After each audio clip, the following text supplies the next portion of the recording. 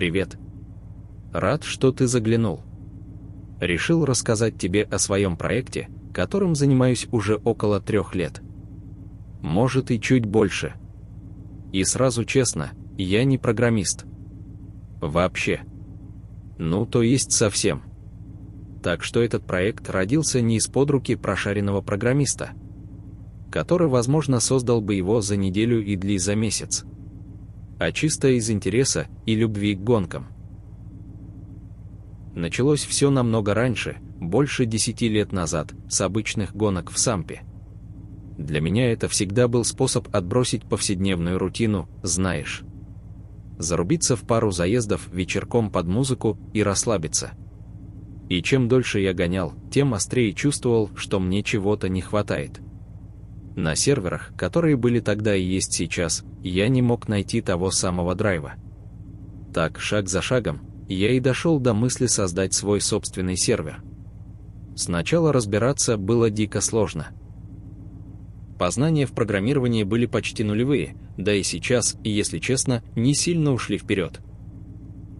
Но потихоньку, по крупицам, я вник в механики игры. Мой фокус, конечно же, был на гонках. Со временем физика игры стала меня не устраивать. Я искал тот самый драйв, ту самую остроту вождения, но, увы, всегда были большие «но». Когда вроде бы и неплохо, но не то, что хочется. Давно есть достойные проекты, но с нюансами и не то, что хотелось мне. И тут мы подходим к важному моменту геймплея, о котором мало кто задумывается. Сейчас будет немного духоты про физику и FPS. Но для понимания сути это важно. Если совсем не интересно, листайте по тайм-коду к обзору проекта.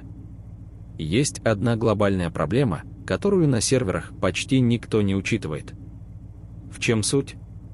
Если у тебя мощный ПК и высокий FPS, количество кадров в секунду, игра начинает работать быстрее.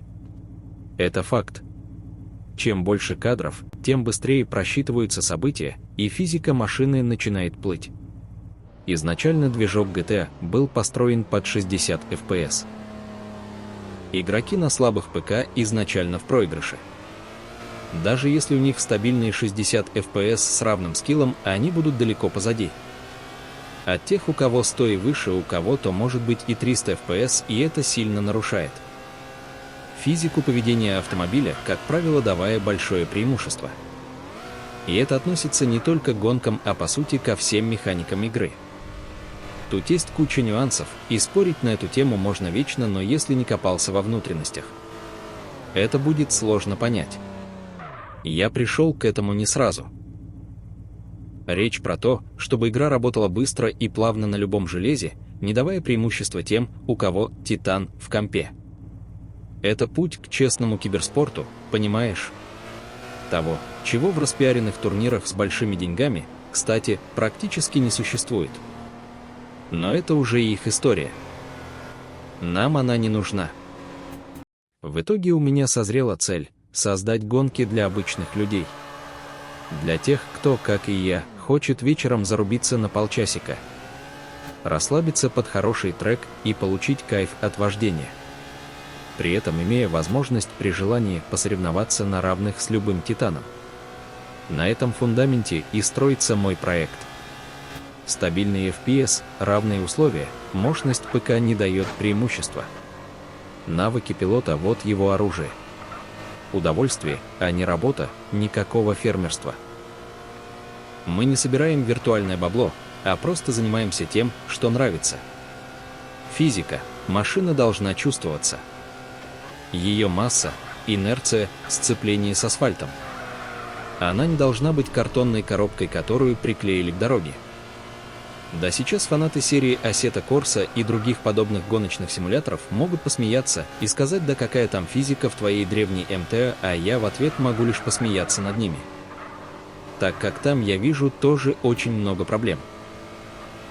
Многие из них скажут это, даже не попробовав то, что есть у меня. Да я тоже не идеален, и, конечно же, мой проект не позиционирует себя как симулятор, в котором желательно использовать руль и педали. Хотя это тоже возможно, но все же в первую очередь это именно клавиатурный рейсинг, и он может быть не менее увлекательным, особенно на магнитной клавиатуре, где каждая клавиша имеет датчик холла. Это уже другая, более глубокая тема, это совсем не обязательно. На любой самой обычной клавиатуре вы сможете комфортно это делать, не теряя удовольствия от заезда. Главным режимом игры стал тайм, атак, гонки на время по чекпоинтам. Нажимаем F2. Открывается меню. Здесь список трасс. Их может быть много, и любой игрок может создать свой собственный маршрут, где потом будут соревноваться все желающие. Ехать можно одному или с соперниками, если кто-то присоединится. После заезда твой результат попадает в топ-30 лучших. У каждой трассы своя таблица рекордов с датой и временем. Гоняться можно на стандартном авто, которое выдают на старте, или на личном, купленном в автосалоне. И вот тут важный момент: бездумно накручивать сотни лошадей не получится. Суть в тонкой настройке. Угол поворота колес, высота и жесткость подвески, смещение центра массы. Также реализована автоматическая и механическая трансмиссия. Это прям отдельная тема. Если интересно, напиши комментарий, а лучше зайди и попробуй. По сути, ты собираешь болид под единый регламент, подстраивая его под свой стиль пилотирования. Со временем можно оттачивать навыки, ставить личные рекорды, а может, в тебе проснется соревновательный дух. Должен быть интерес бороться за результат. А он появляется, когда начинаешь понимать, что твой опыт и навык, а где-то и хитрость. Это и есть главный критерий успеха, и лично для меня сутью игры не является быть первым всегда и везде. А просто интерес, даже если ты простой любитель гонок, а не профи, который провел в них полжизни. Возможность увидеть, где ты среди профи, насколько ты близок к ним, это то самое чувство, ради которого хочется стартовать снова. Если ты такой же шизанутый, как и я, тебе эта тема должна быть знакома, хотя, думаю, таких немного. Можно просто кататься в свободном режиме одному с друзьями или с теми, кого встретишь на сервере. Мне уже довелось погонять с пилотами из Марокко, Перу, Польши, Аргентины. Общение с ними было не самым простым делом. Но на трассе не важно, откуда ты. По поводу общения. Есть локальный чат для тех, кто непосредственно рядом с вами. Глобальный, с задержкой в минуту, чтобы не флудить, а также рация для своего гоночного клуба или друзей. Канал рации сохраняется, и при подключении к серверу вы увидите сообщение, если кто-то из вашего канала присоединится к игре. Помимо гонок, на сервере можно найти и другие развлечения. Сейчас есть пейнтбол, пока в бета-версии, но уже рабочий. Интересная механика лазания по лестницам. Иногда тестирую миссии, например, аналог той самой миссии с вертолетиком из Vice City. Фанаты поймут. Так что если есть идеи, что еще добавить, welcome в комментарии. Ваше мнение очень ценно. Прямо сейчас проект не имеет особой популярности, и большого онлайна до это и не РП-проект, где люди проводят половину своей жизни, фармя бесполезные вирты и тонны аксессуаров. Эта история точно не про нас. Рекламы у Нига по сути никогда и не было. Проект просто был как мое увлечение, и очень долгое время оставались довольно сырым, чтобы вообще о нем говорить. Как я и говорил, идеала нет, к нему можно только стремиться, но сейчас в принципе проект имеет уже какой-то фундамент и основу. И в него вложено много души, сил и времени, а так как я живой человек, а не робот, заниматься разработкой проекта вечно я не смогу. Но бросать и оставлять в небытие после стольких лет совсем не хочется. В планах выложить проект в open source. Но это во многом зависит от проявленного к нему интереса. Ну и раз дело на то пошло, я решил провести ивент с призом. Это будет гонка под названием Event 310326N2 NSXR Финал, как понятно из названия, 31 марта 2026 года. Главный приз — моделька Honda NSXR Spad Collection 1 к 64. Максимально идентичная модели NSXR на сервере.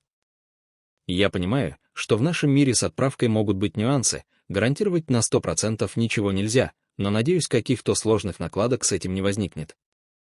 Само собой, первые 3 места получат эту машину прямо на сервере. Если тема вам понравится, то подобные мероприятия можно будет делать и дальше. Кто захочет стать спонсором следующих гонок, ссылка и почта для связи в описании. Вот, пожалуй, и все, что я хотел рассказать. Делитесь мыслями в комментариях, предлагайте идеи, не держите в себе. Всем пока и надеюсь до скорых встреч на трассе.